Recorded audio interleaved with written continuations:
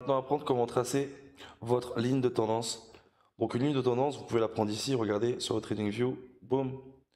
Une ligne de tendance, c'est comme ce qu'on a vu sur les supports résistance, sauf que sont dynamiques. Les supports résistance, vous avez vu, je vais vous en tracer une autre.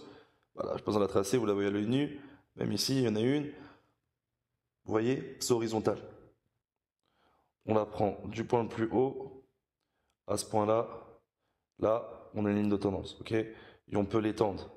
Par exemple, je peux la modifier un petit peu, tout dépend.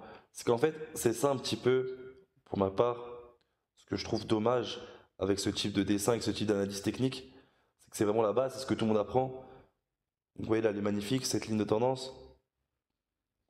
Voilà, il y a certains qui vont la mettre ici, d'accord? D'autres qui vont la placer là, d'autres qui vont la placer comme ça, d'autres comme ça, d'autres comme ça, d'autres qui vont vous dire que c'est uniquement sur les mèches, d'autres qui vont dire que les corps, vous pouvez le faire. Voilà, il y a plusieurs écoles. Mais comme on peut le voir, ce sont que des dessins. Donc des dessins, oui, qui nous permettent d'avoir une lecture du marché intéressante, mais je vous le dis en toute honnêteté, j'ai jamais connu quelqu'un qui était rentable en traçant des lignes de tendance sur un graphique. Mais comme on peut le voir, ça nous donne, si on l'utilise bien, une très très bonne lecture de marché. D'accord? Voilà, là, elle est belle. Moi, c'est comme ça que je la tracerai moi-même. Pourquoi? Parce que plus vous allez toucher de points, là on touche 1, 2, 3, 4, 5, 6, plus on va toucher de points et plus votre ligne va être résistance, où elle a vraiment un meaning, elle veut vraiment dire quelque chose. D'accord? Donc là on a de très grandes chances que sur l'euro USD, on continue notre chute.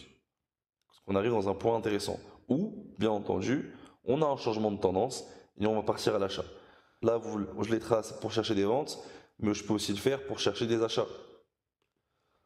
Je peux la faire ici, par exemple. Vous voyez, là, on en a une belle. Plus vous allez toucher de points et plus ça va être efficace. Minimum 2 points, moi, je vous conseille un peu plus. Je vous conseille minimum 3. 2, c'est léger, quoi. 2, c'est léger. Il faut savoir qu'avec 2 points, prenez pas trop de risques sur ces trades-là, où elle n'a pas une force très puissante. Là, vous voyez, si je l'agrandis un peu plus, voilà, on a un autre point. Plutôt celui-ci aussi, vous voyez. Les gens, ils font ce qu'ils veulent pour tracer des lignes de support. C'est pour ça que j'aime pas trader avec ces lignes de tendance et ces supports de résistance, parce que c'est pas assez précis. Ça donne une belle vision. Psychologiquement, c'est très puissant. Pour des prises de position, c'est pas le top du top. Vous voyez, là par exemple, je vais en tracer une autre. Je peux la mettre là aussi.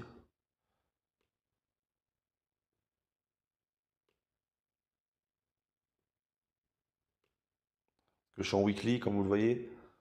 Si je me mets en daily, bon, on a déjà remonté loin. Donc voilà. Voilà comment tracer vos supports, vos résistances et vos lignes de tendance.